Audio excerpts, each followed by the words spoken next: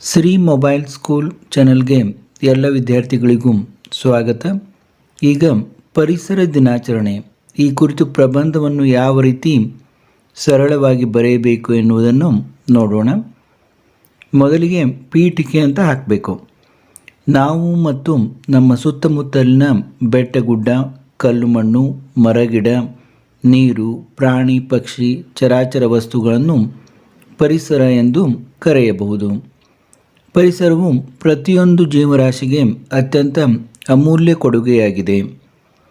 ವಿಶ್ವ ಪರಿಸರ ದಿನವನ್ನು ಪರಿಸರದ ಕಾಳಜಿ ಜೊತೆಗೆ ಜನರಿಗೆ ಪರಿಸರದ ಮಹತ್ವ ಸಾರುವ ಉದ್ದೇಶದಿಂದ ವಿಶ್ವಸಂಸ್ಥೆಯು ಇದನ್ನು ಸ್ಥಾಪಿಸಿತು.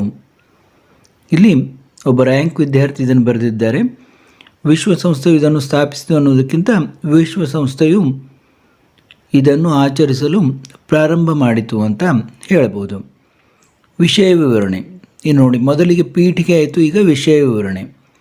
ವಿಶ್ವ ಪರಿಸರ ದಿನವನ್ನು ಪ್ರತಿ ವರ್ಷ ಜೂನ್ 5ರಂದು ವಿಶ್ವದಾದ್ಯಂತ ಸುಮಾರು 143 ದೇಶಗಳು ಆಚರಿಸುತ್ತವೆ. 1974ರಿಂದ ಪ್ರತಿ ವರ್ಷ ವಿಶ್ವ ಪರಿಸರ ದಿನವನ್ನು ನಿರ್ದಿಷ್ಟ ಥೀಮ್ನೊಂದಿಗೆ ಆಚರಿಸುತ್ತಾ ಬಂದಿದೆ. ನೋಡಿ, ಇಲ್ಲಿ ಥೀಮ್ ಅಂತ ಇಂಗ್ಲೀಷ್ ಬಳಸಿದ್ದಾರೆ ಇವರು. ನಿರ್ದಿಷ್ಟ ವಿಚಾರದೊಂದಿಗೆ, ವಿಷಯದೊಂದಿಗೆ ಅಂತ ಬರೀಬೇಕು. ಥೀಮ್ ಅಂದರೆ ನಿರ್ದಿಷ್ಟ ವಿಚಾರ ಅಥವಾ ವಿಷಯದೊಂದಿಗೆ ಆಚರಿಸುತ್ತಾ ಬಂದಿದೆ. ಕೆಲವೊಮ್ಮೆ ಒಂದು ಘೋಷವಾಕ್ಯದೊಂದಿಗೆ ಕೂಡ ನಾವು ಒಂದೊಂದು ವರ್ಷ ಒಂದೊಂದು ವಿಷಯ ಕುರಿತು ಆಚರಿಸ್ತೀವಿ. ಪ್ರಕೃತಿ ಮಾತೆ ಈ ಸುಂದರವಾದ ವಾತಾವರಣವನ್ನು ನಮಗೆ ನೀಡಿದ್ದು ಇದು ನಮ್ಮ ಜೀವನವನ್ನು ಸುಸ್ಥಿರಗೊಳಿಸಿದೆ. ಪರಿಸರವಿಲ್ಲದೆ ಭೂಮಿಯ ಮೇಲೆ ಬದುಕುವುದು ಅಸಾಧ್ಯ. ನಾವು ಅವಲಂಬಿತವಾಗಿರುವ ಈ ಪರಿಸರ ಯುಗ ಯುಗಗಳವರೆಗೂ ಹೀಗೆ ಉಳಿಯಬೇಕಿದೆ. ಆದರೆ ಬೇಸರವೆಂದರೆ ನಾವು ಮಾಡುತ್ತಿರುವ ಅರಣ್ಯನಾಶ, ಕೈಗಾರಿಕೀಕರಣ ಸೇರಿದಂತೆ ಹಲವಾರು ಮಾನವ ಚಟುವಟಿಕೆಗಳಿಂದ ಪರಿಸರವು ಇಂದು ಹಾನಿಗೊಳಗಾಗುತ್ತಿದೆ. ನೋಡಿ, ಅರಣ್ಯನಾಶ, ಕೈಗಾರಿಕೀಕರಣ ಸೇರಿದಂತೆ ಹಲವಾರು ಮಾನವ ಚಟುವಟಿಕೆಗಳಿಂದ ಪರಿಸರವು ಇಂದು ಹಾನಿಗೊಳಗಾಗುತ್ತಿದೆ. ಪರಿಸರ ಸಂರಕ್ಷಣೆಯ ಬಗ್ಗೆ ಜಾಗೃತಿ ಮೂಡಿಸಲು ವಿಶ್ವಸಂಸ್ಥೆಯು ಈ ಪರಿಸರ ದಿನವನ್ನು ಆಚರಿಸಲು ಪ್ರಾರಂಭಿಸಿತು. ಈ ದಿನದಂದು ಜಾಗತಿಕ ಮೇಳಗಳು ನಡೆಯುತ್ತವೆ. ಶಾಲೆಗಳು ವಿದ್ಯಾರ್ಥಿಗಳನ್ನು ಪೋಸ್ಟರ್ ಮತ್ತು ಬ್ಯಾನರ್ ಮಾಡಲು ಪ್ರೋತ್ಸಾಹಿಸುತ್ತವೆ. ಕಲಾ ಪ್ರದರ್ಶನಗಳು ಮತ್ತು ವಿವಿಧ ಸ್ಪರ್ಧೆಗಳು ನಡೆಯುತ್ತವೆ. ಪ್ರಚಾರಗಳು, ಭಾಷಣಗಳು ಮುಂತಾದವು ನಡೆಯುತ್ತವೆ. ಮರಗಳನ್ನು ನೆಡುವುದು ಮತ್ತು ಸಾರ್ವಜನಿಕ ಸ್ಥಳಗಳನ್ನು ಸ್ವಚ್ಛಗೊಳಿಸಲಾಗುತ್ತದೆ. ಪರಿಸರ ಸ್ನೇಹಿ ಉತ್ಪನ್ನಗಳ ಬಗ್ಗೆ ಜನರಿಗೆ ಅರಿವು ಮೂಡಿಸುವ ಮತ್ತು ಮುಂಬರುವ ಪೀಳಿಗೆಗೆ ಸ್ವಚ್ಛ, ಹಸಿರು ಪರಿಸರ ಹಾಗೂ ಮಾಲಿನ್ಯ ಮುಕ್ತ ವಾತಾವರಣವನ್ನು ಸೃಷ್ಟಿಸುವ ಉಪಕ್ರಮ ಇದು.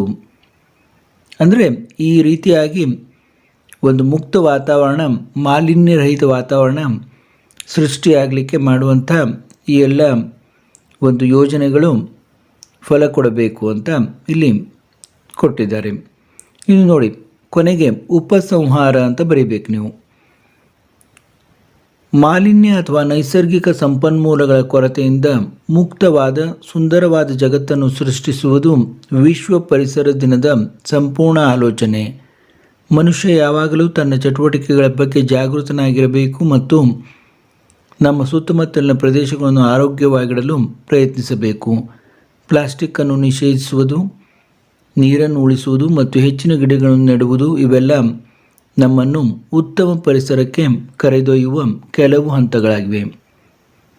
ನೋಡಿ, ಹೀಗೆ ಪರೀಕ್ಷೆಯಲ್ಲಿ ಕೇಳಿದಾಗ ನಿಮಗೆ ಸರಳವಾಗಿ ಪರಿಸರದ ಬಗ್ಗೆ ಈ ರೀತಿ ಒಂದು ನಿಬಂಧವನ್ನು ಬರೆಯಲಿಕ್ಕೆ ಇದು ಅತ್ಯಂತ ಉಪಯುಕ್ತವಾಗಿದೆ.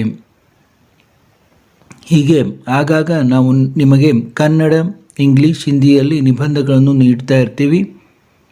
ಈ ಚಾನೆಲ್ಗೆ ಸಬ್ಸ್ಕ್ರೈಬ್ ಆಗದವರು ಸಬ್ಸ್ಕ್ರೈಬ್ ಆಗಿ ಮತ್ತು ನಿಮ್ಮ ಗೆಳೆಯರಿಗೂ ಕೂಡ ತಿಳಿಸಿ. ಎಲ್ಲರಿಗೂ ವಂದನೆಗಳು. ವಿದ್ಯಾರ್ಥಿಗಳಿಗೆ ಗಮನಿಸಿ, ಕನ್ನಡ, ಇಂಗ್ಲೀಷ್, ಹಿಂದಿ ಪಾಠ ಹಾಗೂ ಪ್ರಶ್ನೋತ್ತರಗಳನ್ನು ನಮ್ಮ ಇನ್ನೊಂದು ಚಾನಲ್ ಆದ ಏಜು ಆಲ್ರೌಂಡರ್ ಚಾನಲ್ನಲ್ಲಿ ನೋಡಿರಿ. ಅಲ್ಲಿ ಕಾಣದ ಕೆಲವೊಂದು ಪಾಠಗಳ ಪ್ರಶ್ನೋತ್ತರಗಳನ್ನು ಈ ಸಿರಿ ಮೊಬೈಲ್ ಸ್ಕೂಲ್ ಚಾನಲ್ನಲ್ಲಿ ಹಾಕಲಾಗುವುದು. ಎರಡೂ ಚಾನಲ್ಗಳನ್ನು ಸಬ್ಸ್ಕ್ರೈಬ್ ಮಾಡಿ ಹಾಗೂ ನಿರಂತರವಾಗಿ ವೀಕ್ಷಿಸಿ. ನಿಮ್ಮ ಪರೀಕ್ಷೆಗೆ ಇದರಿಂದ ತುಂಬ ಅನುಕೂಲವಾಗುವುದು. ಎಲ್ಲ ವಿದ್ಯಾರ್ಥಿಗಳಿಗೂ ಮತ್ತೊಮ್ಮೆ ಧನ್ಯವಾದಗಳು.